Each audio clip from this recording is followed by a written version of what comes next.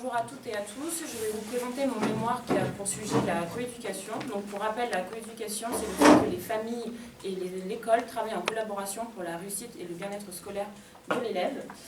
Quand je pense coéducation, je me demande comment la relation école-famille influence-t-elle la scolarité de l'élève. J'ai choisi ce sujet pour deux raisons. Donc d'abord des convictions personnelles.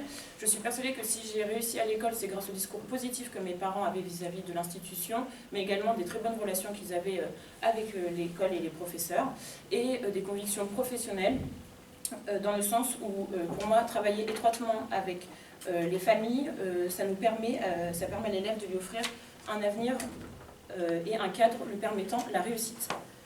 Alors ces convictions sont peut-être un peu utopiques, donc le mieux c'est d'y répondre. Ainsi, grâce à ma question de départ, j'ai pu orienter mes recherches et mes lectures. Donc j'ai pu dégager 6 notions, donc le climat scolaire, la relation en collaboration, la coéducation, le bien-être, la réussite scolaire et le décrochage scolaire.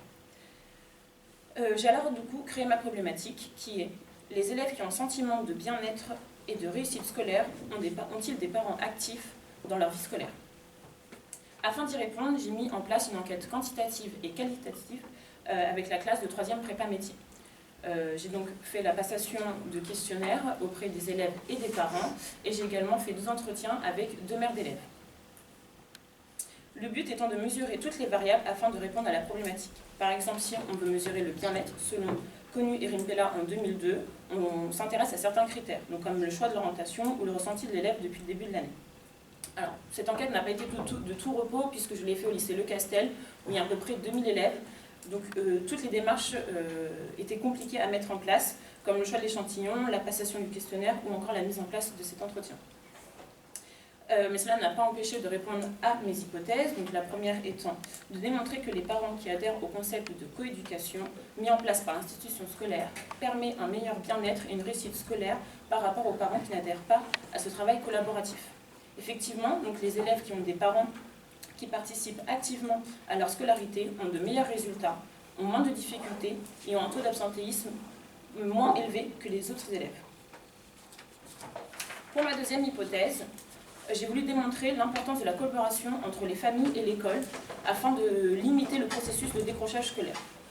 Donc effectivement, les élèves qui ont des parents qui regardent régulièrement Pronote, échangent avec l'équipe éducative ou pédagogique, ou aident lors des devoirs, ont de meilleurs résultats et moins d'absence que les autres.